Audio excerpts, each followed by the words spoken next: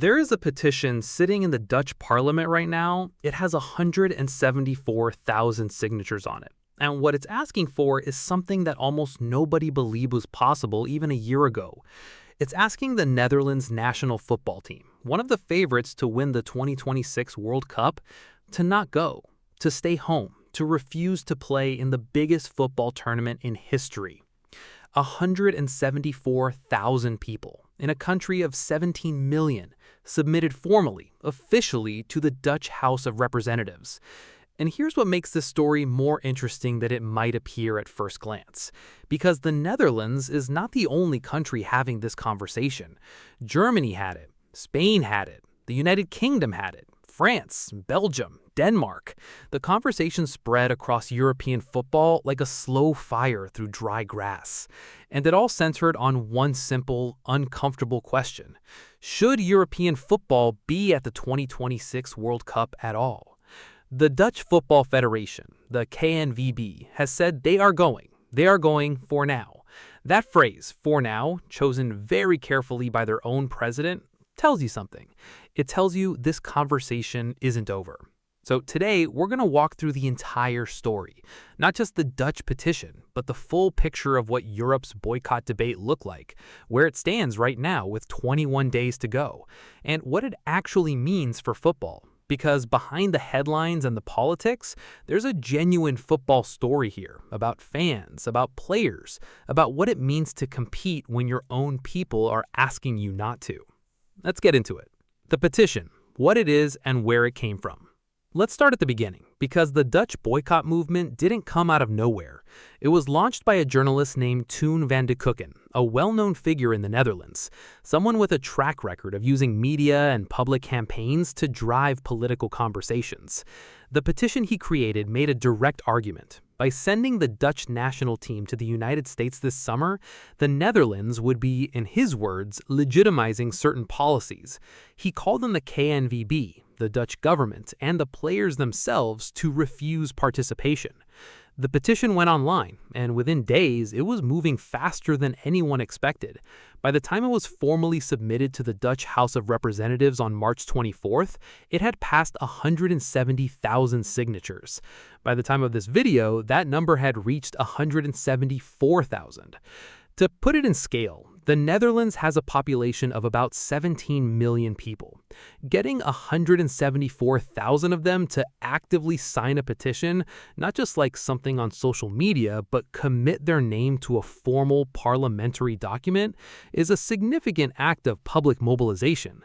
And the fact that this petition was taken seriously enough to be presented to the Dutch House of Representatives tells you it wasn't dismissed as fringe noise. The petition has supporters from across Dutch society. It picked up the backing of Green Links politicians, including Jesse Klaver, who publicly supported the calls for the KNVB to reconsider. It gathered attention from academics, former players, and sports commentators, and it triggered a national conversation in the Netherlands that the KNVB could not simply ignore. What were the specific concerns driving those 174,000 signatures? Two main threads ran through the petition and the debate around it. The first was the treatment of migrants and the role of immigration enforcement in the United States. The second issue was the territorial situation with Greenland, a Danish autonomous territory that had become the subject of assertive statements from Washington earlier this year. The Netherlands, as a close NATO ally and a neighbor of Denmark, found that second issue particularly sensitive. For Van de Kukken and those who backed the petition, the argument was that sport is not separate from the world it exists in. When a host country is doing things that violate what you believe in, choosing to show up is itself a statement, and choosing not to show up is a statement too. The KNVB was now in the middle of that argument, and they had to respond. The KNVB's response and what it really means. Here's where things get interesting. Because the Dutch Football Federation didn't dismiss the petition. They didn't come out swinging and say, this is football, politics has no place here, end of conversation.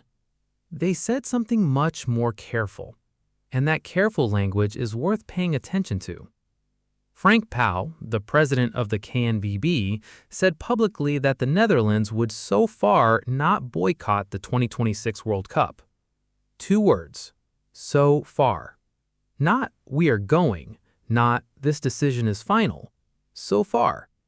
He acknowledged that geopolitical developments were being monitored.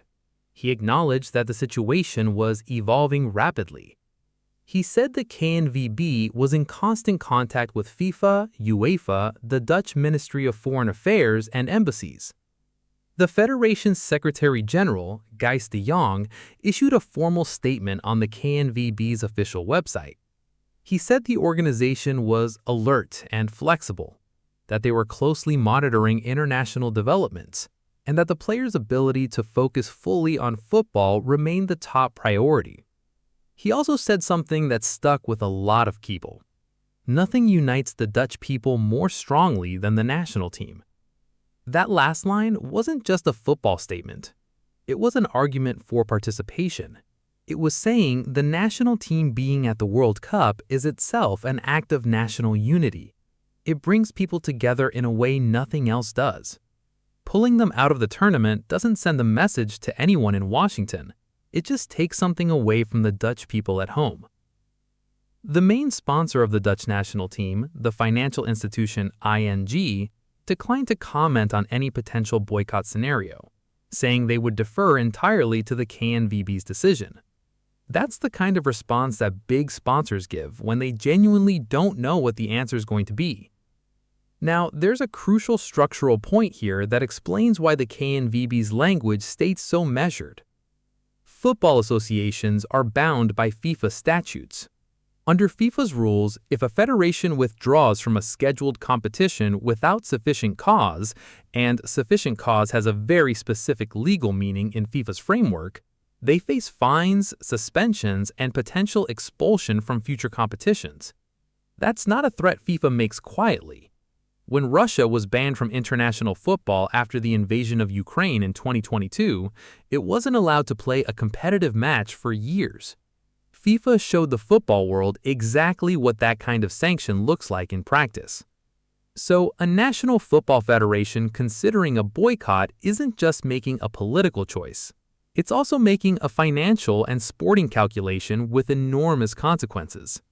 And for federations like the KNVB, the DFB in Germany, or the RFEF in Spain, organizations whose entire operating model depends on international competition, broadcasting rights, and FIFA funding, those consequences are not abstract.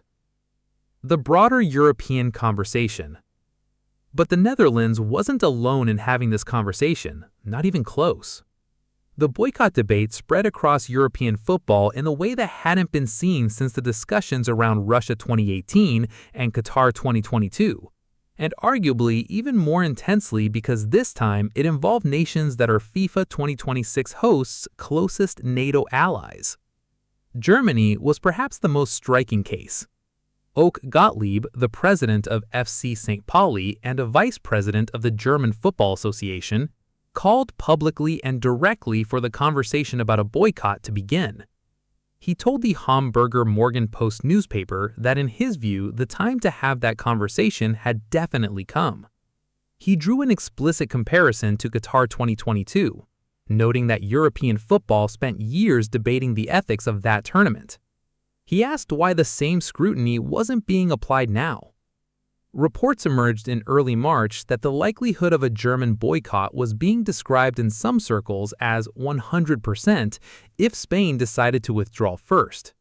That figure needs to be treated carefully. It came from a specific political context and from voices who wanted the boycott to happen, not necessarily from within the DFB itself. But it reflects how seriously the conversation was being taken in European football governance. The DFB executive ultimately ruled out an official boycott, deferring to FIFA and emphasizing participation. But the fact that they had to make that statement publicly, officially, tells its own story. Spain had its own version of this debate. Spanish government officials raised concerns. Discussions took place at a governmental level about what participation in this tournament signified. Spain, as the reigning European champion and one of the most prominent footballing nations in the world, carries particular symbolic weight. If Spain had gone, the conversation would have been entirely different. In the United Kingdom, similar discussions emerged. England's official LGBTQ+ fan group, the Three Lions Pride, cited concerns about ICE enforcement, border security, and the environment for LGBTQ+ travelers as reasons for discouraging UK fans from attending US-hosted matches.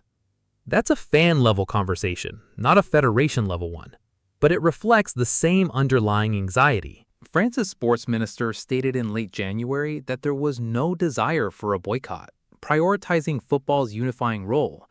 Belgium's Royal Football Association said it was focusing on sporting preparations while keeping an eye on developments outside of sport. Denmark, whose territory of Greenland had been at the center of the geopolitical tensions, had perhaps the most personal stake in this debate of any European football nation, though their federation also confirmed participation. Here's the broader pattern that emerges from all of this. Not a single major European football federation officially withdrew from or boycotted the 2026 World Cup, but virtually every major European federation had to publicly address the question of whether they should. That is an extraordinary situation for a World Cup that had positioned itself as the most inclusive, most celebratory football tournament in history. Sports historians pointed out that boycotts of the World Cup are genuinely rare in the modern era. Only 9 nations have ever done it, and the circumstances were extreme: political expulsions, apartheid protests, Cold War geopolitics. For European nations to be seriously discussing a boycott of a tournament held in North America, hosted in part by the wealthiest country in the world, was something without a close modern parallel. What this means for the players. Now let's bring this down to the human level, because behind all of this political debate, there are footballers. The Dutch squad going to this World Cup includes some of the best players on the planet right now. Virgil van Dijk, the Liverpool captain and one of the most respected defenders in world football. Cody Gakpo, who has had a remarkable season in the Premier League. Ryan Gravenberch, who has established himself as one of Europe's best central midfielders. Jeremy Frimpong, who has been one of the most exciting attacking fullbacks in Germany this season. These are players who have been building towards this World Cup for years. The Netherlands reached the semifinals of the 2022 World Cup in Qatar. They came into this tournament cycle as genuine contenders. For Van Dijk, at 34 years old, this is almost certainly his final World Cup. It may be his last opportunity to win the one thing that has eluded him throughout a magnificent career. What does it do to a player to know that 174,000 of their own supporters have signed the petition asking them not to go? That the debate in their home country in the weeks before the tournament was not about tactics or squad selection or group stage opponents. It was about whether the team should be there at all. We don't have direct quotes from Van Dijk or the Dutch players on this specific question, but we've seen, across many sports and many tournaments, what it does to athletes when the world around them turns a sporting event into something larger and more complicated than sport. Sometimes it focuses them. Sometimes it creates a weight that is genuinely hard to carry. For the Dutch supporters who are traveling, and many are, the experience will be colored by this conversation. They'll arrive in American cities knowing that back home, a significant movement asked them not to come. And they'll watch their team knowing that the political debate that surrounded this tournament is part of its legacy, regardless of what happens on the pitch. There's also a fan access dimension that's specific to the Netherlands situation. The Netherlands is not on the US travel ban list. Dutch fans can travel freely. For supporters of Haiti, Senegal, and Côte d'Ivoire, nations whose fans are legally blocked from U.S. venues, the irony is sharp. The debate in the Netherlands is about fans choosing not to go. For Haitian supporters of a team making its first World Cup appearance in over 50 years, the choice was made for them. That contrast sits uncomfortably in the background of the Dutch boycott conversation. Privilege, in a sense. The privilege of being able to choose. The FIFA position, and why a boycott was never really going to happen. Let's be clear-eyed about something, because it matters for understanding where the story ends up.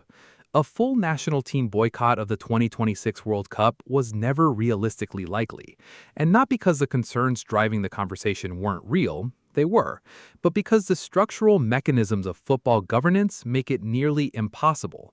FIFA statutes are designed, in part, to prevent exactly this kind of politically motivated withdrawal.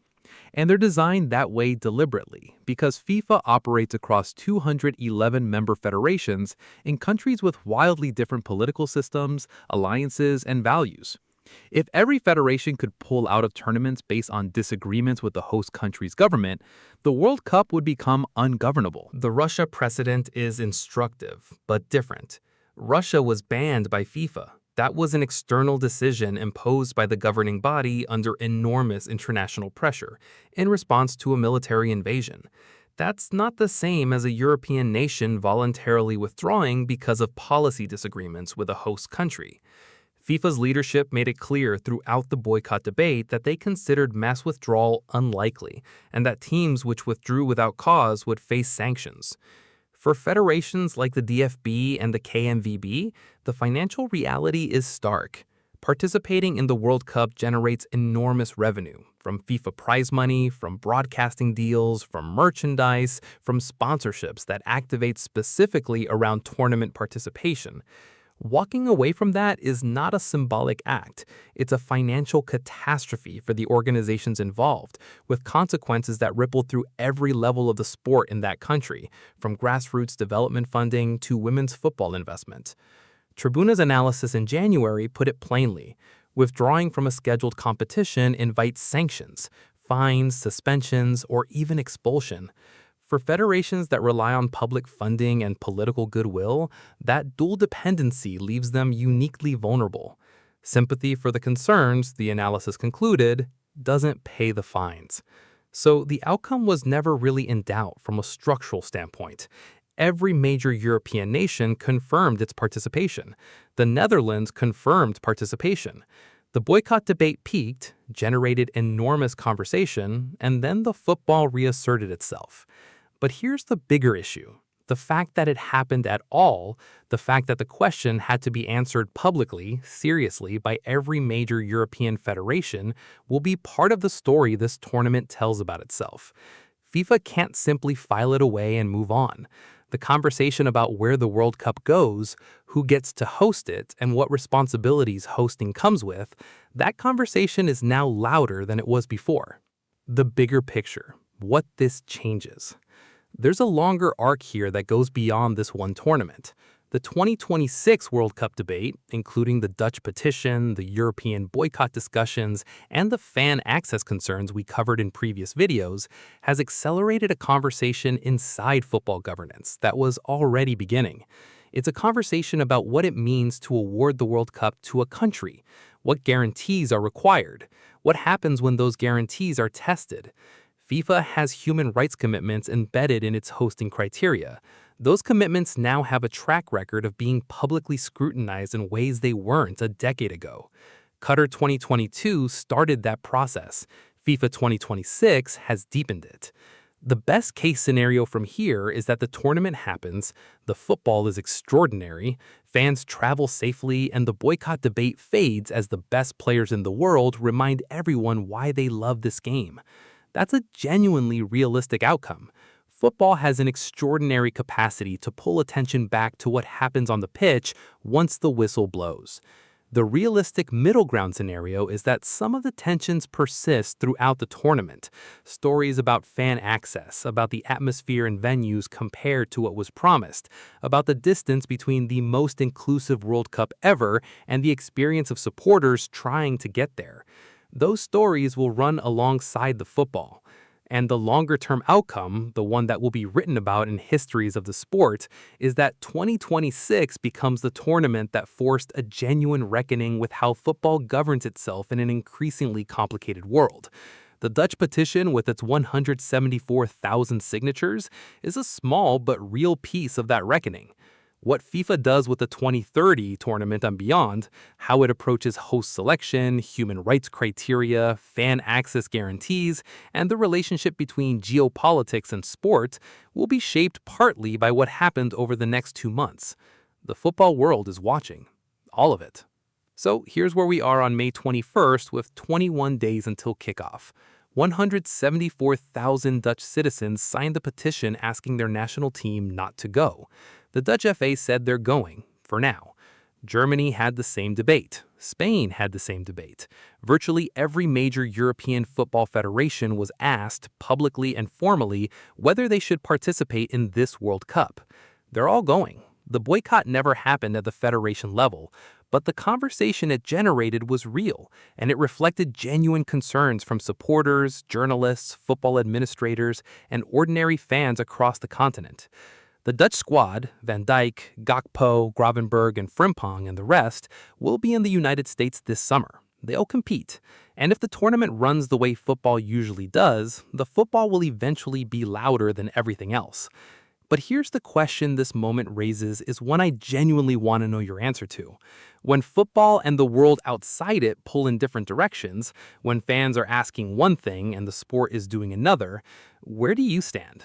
Do you think European fans were right to push for a boycott? Or do you believe football should stay separate from those conversations no matter what? Drop your thoughts in the comments. This is exactly the kind of debate this channel exists for, and I read every response.